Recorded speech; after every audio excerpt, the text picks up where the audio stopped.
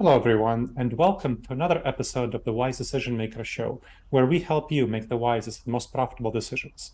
My name is Dr. Gleb Tsipursky. I'm the CEO of Disaster Avoidance Experts, the future work consultancy that sponsors the Wise Decision Maker Show.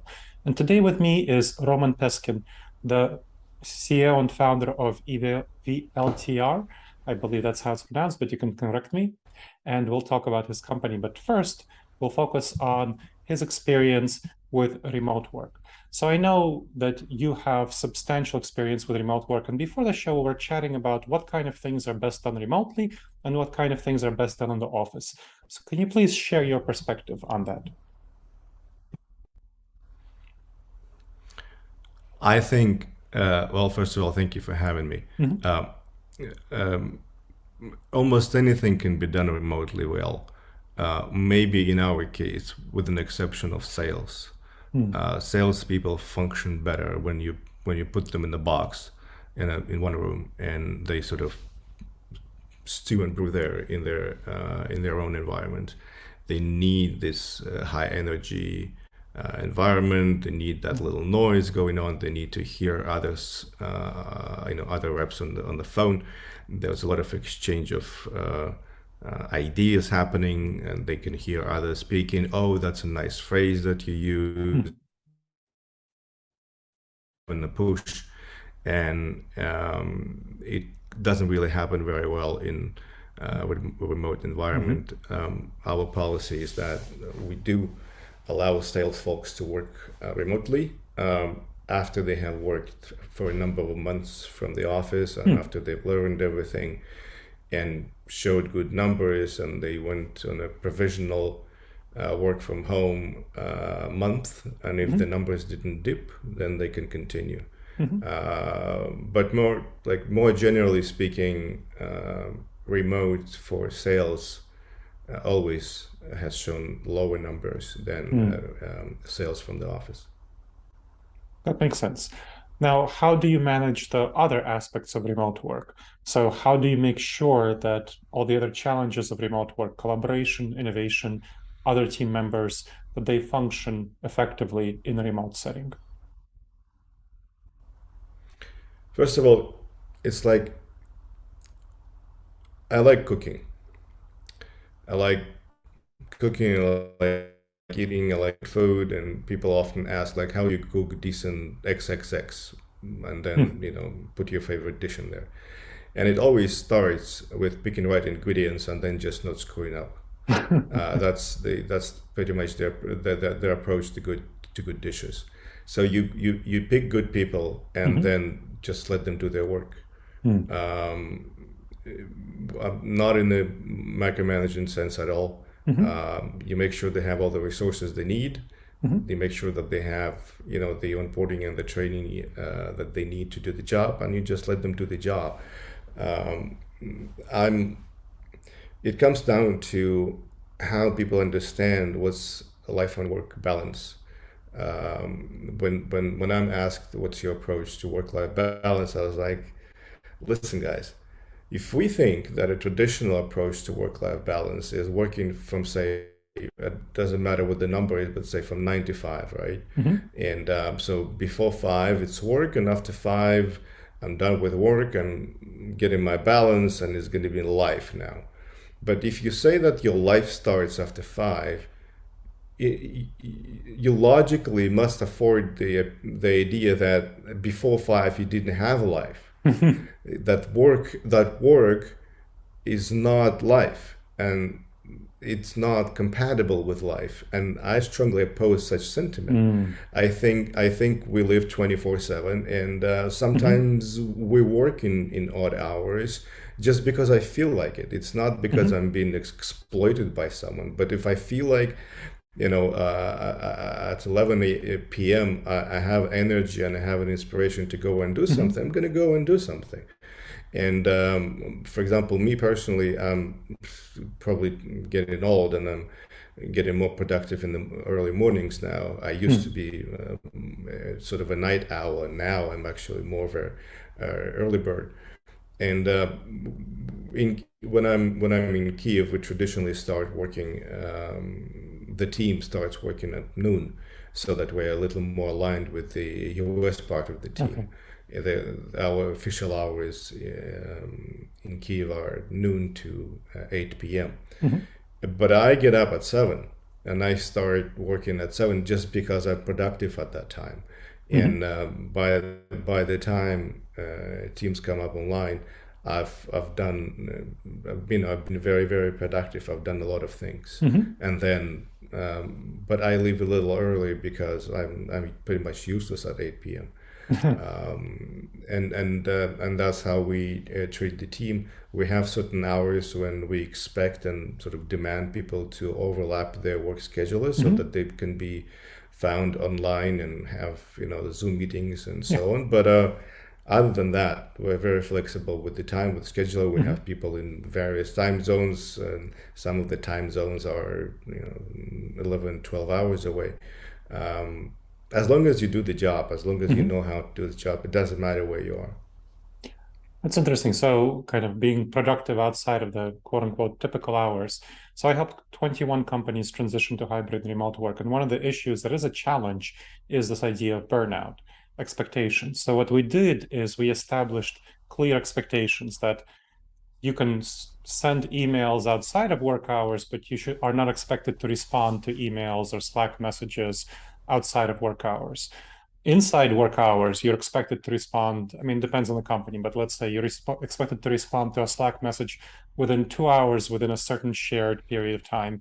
You're expected to respond to an email message by the next day. So those sorts of expectations we found have helped reduce burnout and help people have clear expectations and norms about who is there, who is engaged, who is not, and how they actually communicate with each other effectively. So I'm curious if you found some of that in your own work. That's very true, and that's exactly how we do that. Because Mm. when I'm in California, and I'm used to living in two different time zones. Before the Russian war in Ukraine, I used to spend Hmm. 50-50, about a month of my time in Kyiv, Ukraine, and a month of my time in California. So and naturally, there will always be time when I'm out of sync time-wise with someone in Sure. my team. And then we ask people to treat messages that come during the offline hours, to Hmm. treat them as an inbox. You don't have to respond to them. You don't have to read them. You don't have to act upon them.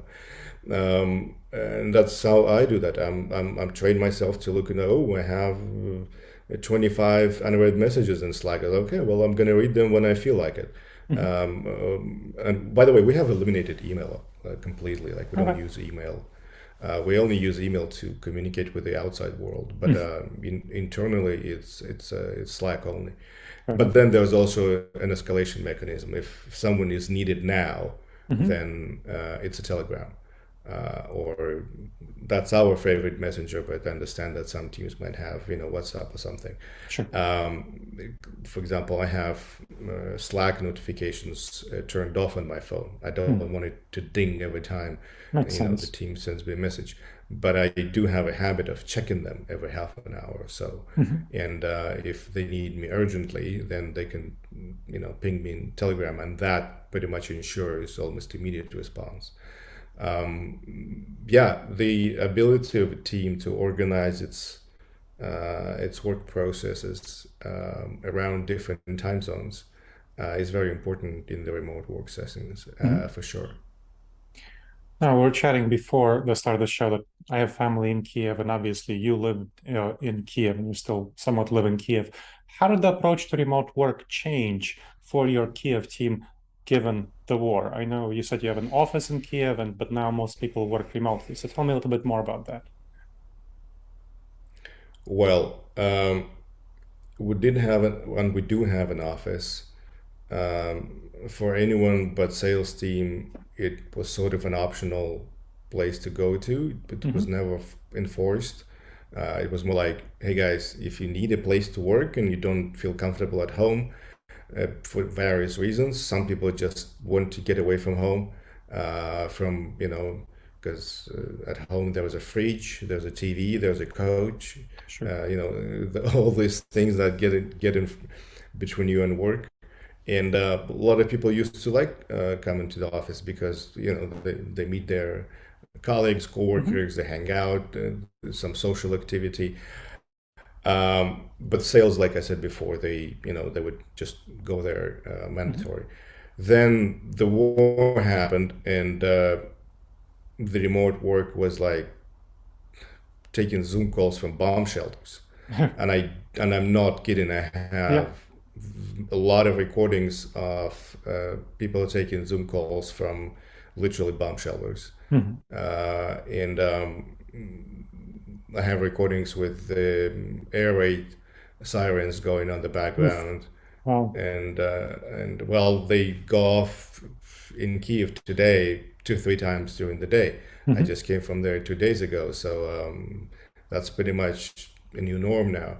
Yeah. And unfortunately, a lot of people learn to ignore them, and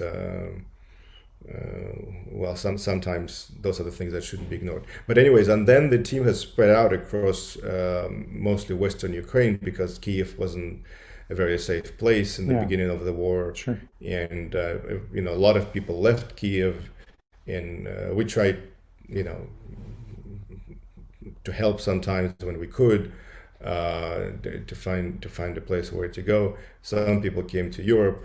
We Hmm. have offices in Hungary, in Poland, in Romania, and in Prague. So our sort of main European office is in Hmm. Hungary, in Budapest. So a lot of people came to Budapest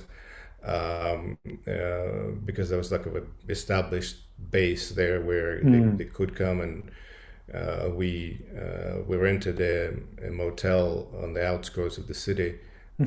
the whole motel, the entire of it. That was our Oh. base for our operations for, I think, good half a year. At some point, there were like about 30, 40 people from Ukraine living there temporarily before they find something else, like a permanent apartment in the city, or they moved on, they went to other countries, or they went back. So that was a whole sort of uh, uh, temporary facility going on there. Hmm. Um, Now it's sort of more settled. Those people who wanted to be in Kiev really, really bad, then they went back to Kiev. Some remained in Europe. Some are still in the west of Ukraine, which I expect is going to be more and more difficult because of the energy situation in Yeah. Ukraine. Myself included, some people were less terrified by the bombs, just simply given the statistical chance of a bomb hitting your building wasn't very very high. But now when the blackouts, when half of the city sits without the energy, without power for half a day, then that pretty much destroys the lifestyle as it is. You can't Yeah. work, you can't do anything, you don't have water. So I would probably expect a new wave of people living in Ukraine Hmm. now. Hmm. Um, yeah. That makes sense. And then your company will be sponsoring them, sheltering them, helping them figure out what to do in Europe A few somewhere. folks came over to the US, and we actually finally opened an office in the US Hmm. a few months ago for the salespeople, like I said, only. Oh. Although, we have some production people in the US that are welcome to come to the office if they want to. Hmm. But the main reason for opening the office was to create a US located sales team. We have had sales teams in Ukraine. That's how we started. Then we had one and we still have one in Mexico, in Mexico City, and now we have one in the US. Hmm. Well, let's turn back. We've been talking a little bit about your company. Let's turn back and have you share about your entrepreneurial journey. How did you come to start ELTVR? And we'll share a little bit more about the company, of course. We call it elevator. It's just like elevator without the vowels. Elevator. Okay, elevator. Um, Fair enough. Good. No.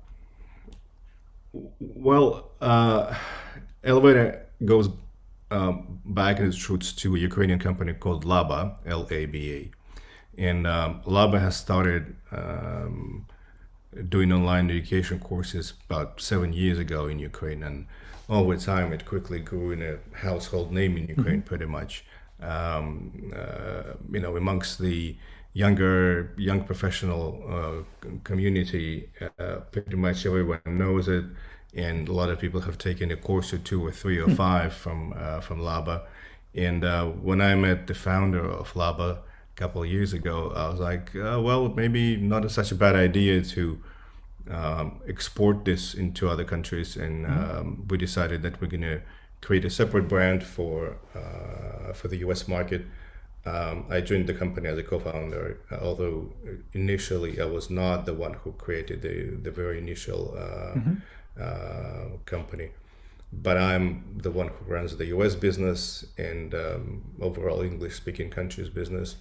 And now Laba, as a global company, we operate Elevator brand in the US, Laba brand in Eastern Europe and Ukraine.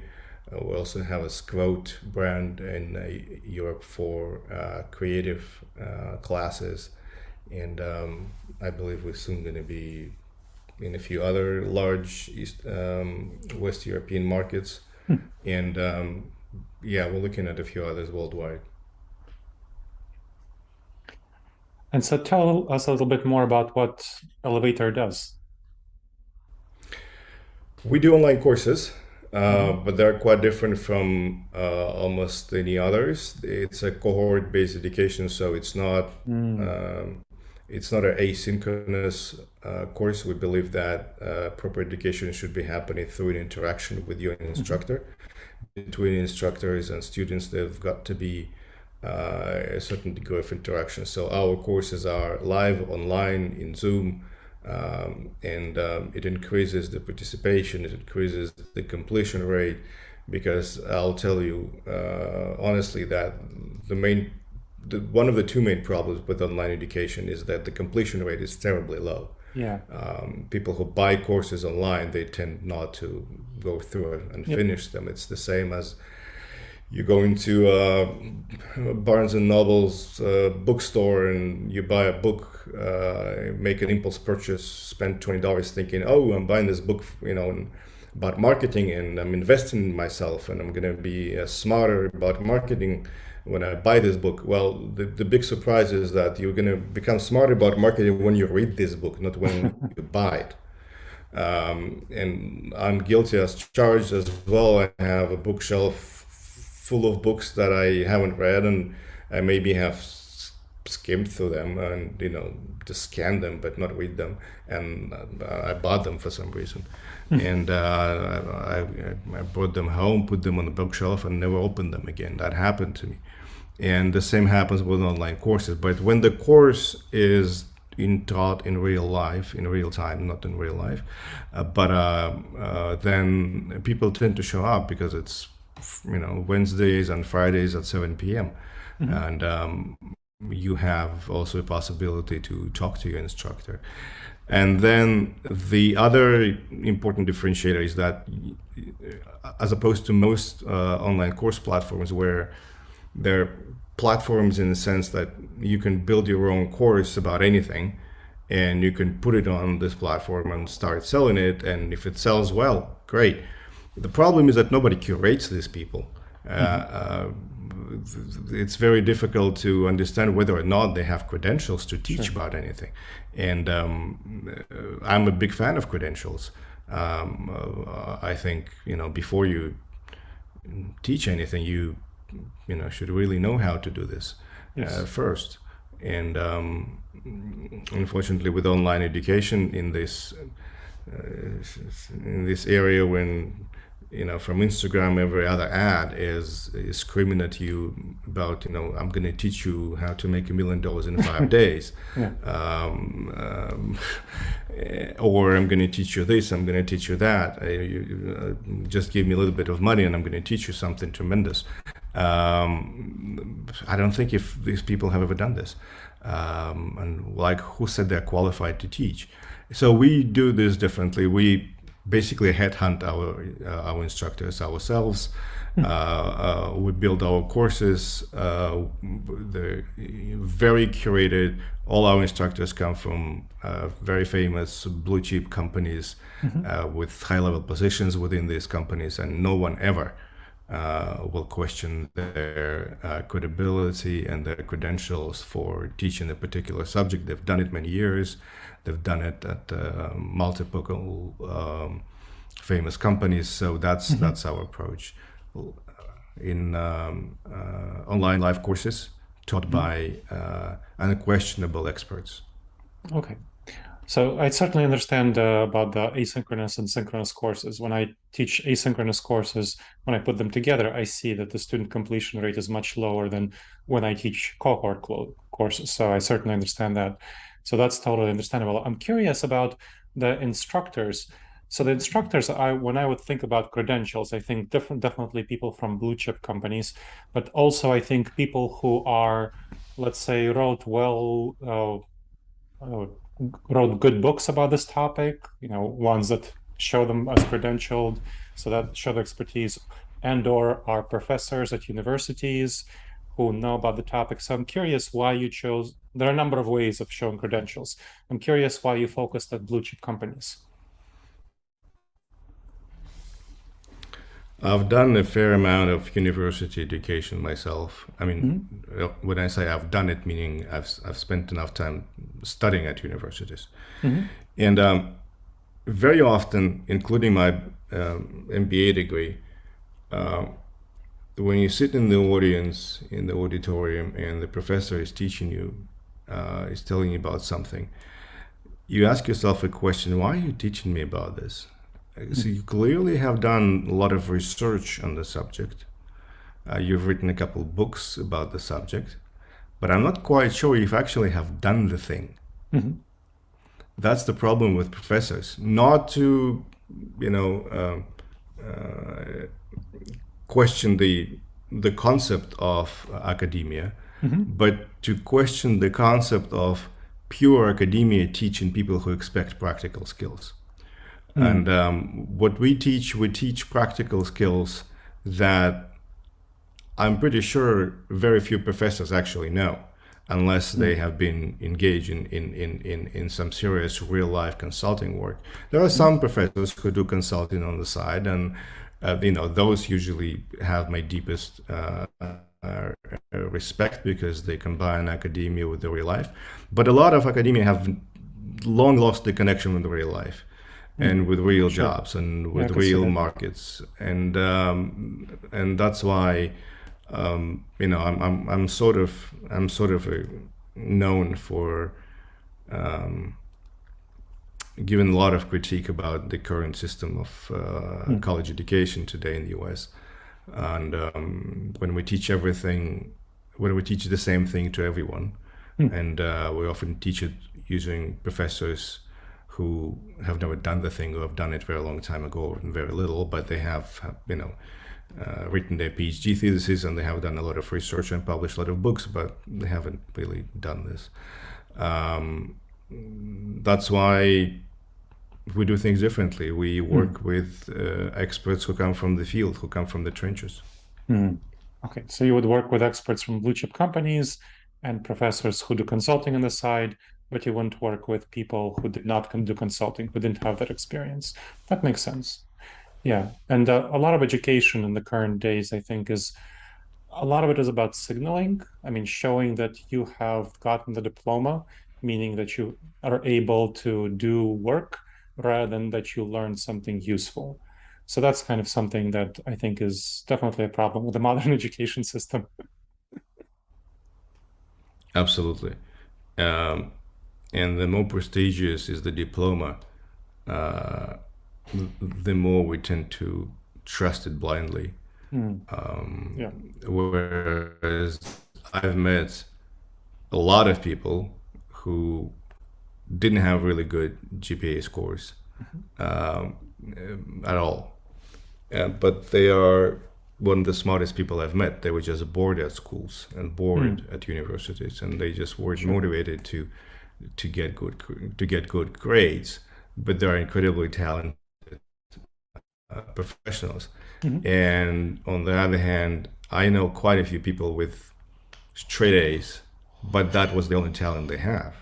Just, you know, put a lot of effort into studying Sure. and put a lot of effort into, getting the grades, passing the tests, but then they have no idea how to apply this knowledge to real life, how to benefit from it. And Mhm. I know quite a few straight A's who aren't really big achievers.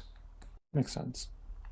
Now, when you think about education inside Elevator for your own team, what kind of training do you do for your own team? That's actually a subject that is pretty hotly debated right now. Oh. We internally, because I think that at some point I realized that we don't do a very good job at this. Mm. With that, we're that proverbial. The shoemaker without shoes? Yes, yes. And so we need to eat our own dog food at some Yeah. point. And I have appointed someone in the team who is now responsible for developing the internal L&D program, learning and development Mhm. programs for the teams. Because we have really, really strong people in the team. Mhm. We're extremely demanding, we're very selective, but nobody knows everything. And I realized that most of my team members could benefit from learning something that they currently don't have, the knowledge, and we're gonna start doing that pretty soon. But that's a good subject. Mhm. I think a lot of companies, if it's a big company, they have big L&D programs and budgets and Mhm. so on. But a lot of startups, they're not very focused on developing their own teams, which Mhm. is a mistake. Yeah, I think it's a mistake, and I was wondering how you did it, given that you're an education company. We know how to do it, like we Yes. know how to build courses and we know how to teach people. Mhm. We just never thought about teaching our own people, and now Yeah. we have, and now we will start doing it. And do you think you'll be doing it remotely? Do you think you'll be doing something in person? What are your thoughts about that direction, that type of issue?